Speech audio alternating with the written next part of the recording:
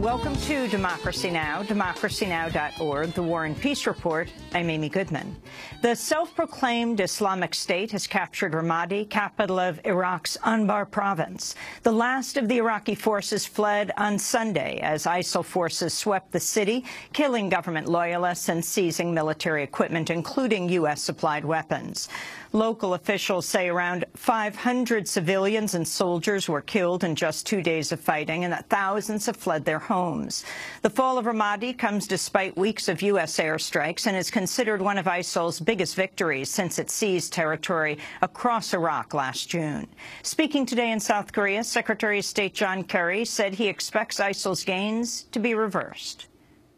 In addition, their communications have been reduced, their funding and financial mechanisms have been reduced, and their movements, by and large, most certainly where there are air patrols and other capacities, have been reduced. But that's not everywhere.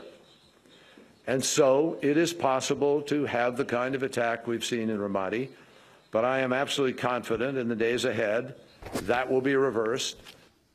The Iraqi government has asked Shiite militias to deploy to Anbar to help recapture it, as they did in Tikrit earlier this year.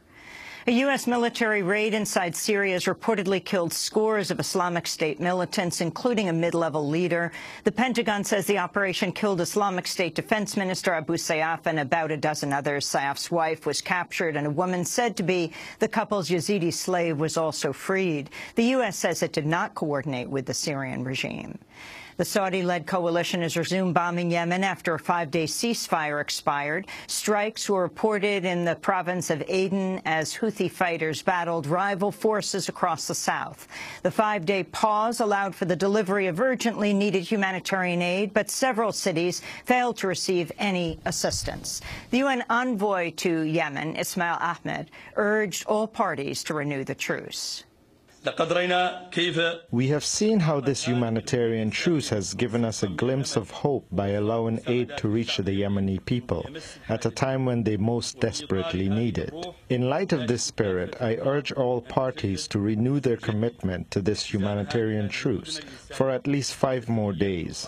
Saudi Arabia is hosting a gathering of Yemeni political leaders, including the internationally recognized President Abdurabu Mansour Hadi, but the Houthis have refused to attend as the airstrikes continue.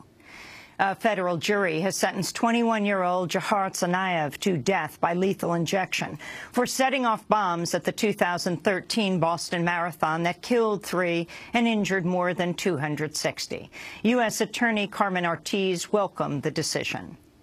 Today the jury has spoken, and Johar Tsarnaev will pay with his life for his crimes. Make no mistake, the defendant claimed to be acting on behalf of all Muslims. This was not a religious crime, and it certainly does not reflect true Muslim beliefs. It was a political crime designed to intimidate and to coerce the United States. The sentence was issued in Massachusetts, a state which has banned the death penalty since 1987 and has not carried out an execution since 1947. After Tsarnaev was found guilty in April, a Boston Globe poll found less than 20% of Massachusetts residents believe Tsarnaev should be killed. But the death penalty was allowed because it was a federal trial. We'll have a roundtable discussion after headlines. Amtrak says it's installed technology that slows trains on the stretch of track where last week's deadly derailment occurred. Federal officials say the positive train control system could have prevented the crash had it been operational.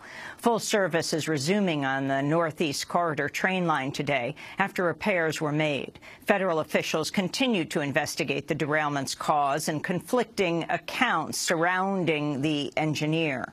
After interviewing crew members, Robert Sumwalt of the National Transportation Safety Board said one may have heard the engineer reporting the train was hit by an object. She recalled that the SEPTA engineer had reported to the train dispatcher that he had either been hit by a rock or shot at, and that the SEPTA engineer said that he had a broken windshield and he placed his train into emergency stop. She also believed that she heard the engineer say something about, she also believed that she heard her engineer say something about his train being struck by something.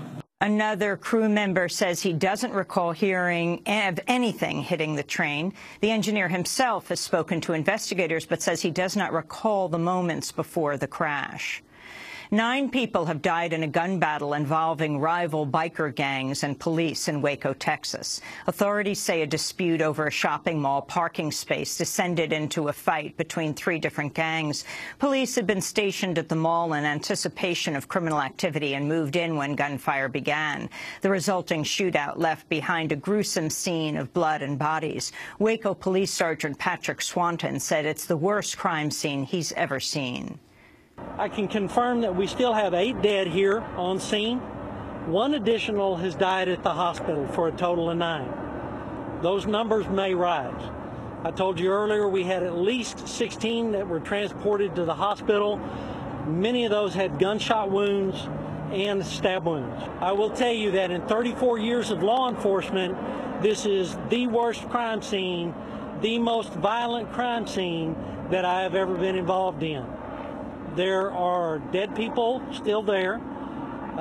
There is blood everywhere. All of the dead were bikers. No officers were hurt. President Obama is curbing the flow of military-style gear to local police departments, following criticism of the militarized response to protesters in Ferguson, Missouri. Obama's banning the federal government from providing weaponized aircraft or vehicles, grenade launchers, camouflage uniforms, and tank-like armored vehicles, which run on tracked wheels. President Obama is also expected to restrict other military-style gear, including Humvees, drones, explosives, and battering rams. He's expected to announce the measures today during a speech in Camden, New Jersey. Colombia is halting the long-running U.S.-backed toxic fumigation of its coca plant fields. Colombia has sprayed vast swaths of land with chemicals in a bid to curb the production of cocaine, but the government cited concerns the herbicide involved causes cancer.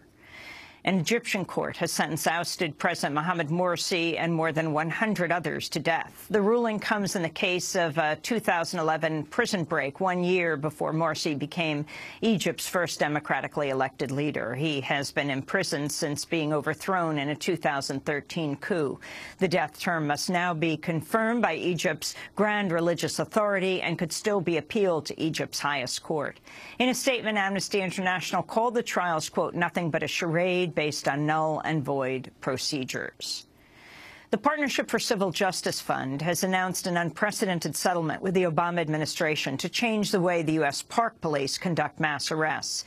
The deal follows 12 years of litigation over the arrests of nearly 400 demonstrators, tourists, bystanders, and legal observers during protests against the World Bank on September 27, 2002, when the D.C. Metropolitan and Park Police trapped and arrested everyone inside Pershing Park.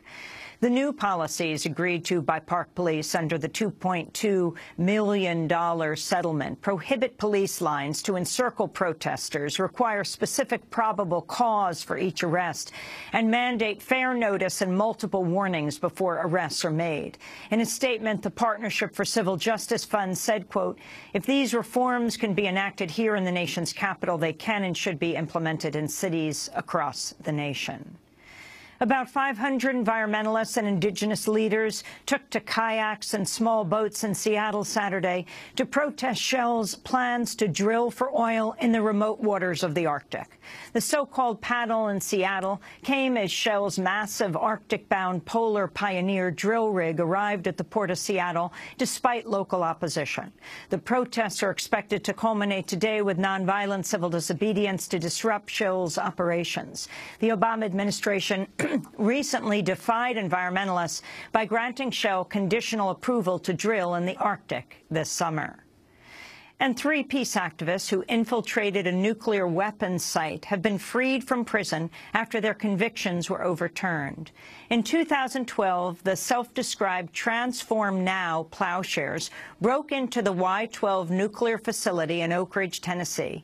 They cut holes in the fence to paint peace slogans and threw blood on the wall, revealing major security flaws at the facility, which processes uranium for hydrogen bombs.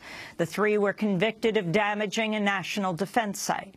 2 of the activists, Michael Wally and Greg Bercha Obed, received 5-year sentences, while 84-year-old nun Megan Rice received nearly 3 years.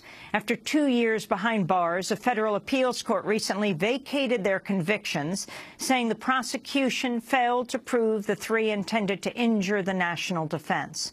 All 3 were released this weekend until their resentencing on a remaining charge of damaging government property. Defense lawyers say they've likely already served more time than they're set to receive. And those are some of the headlines. This is Democracy Now!, democracynow.org, The War and Peace Report. I'm Amy Goodman.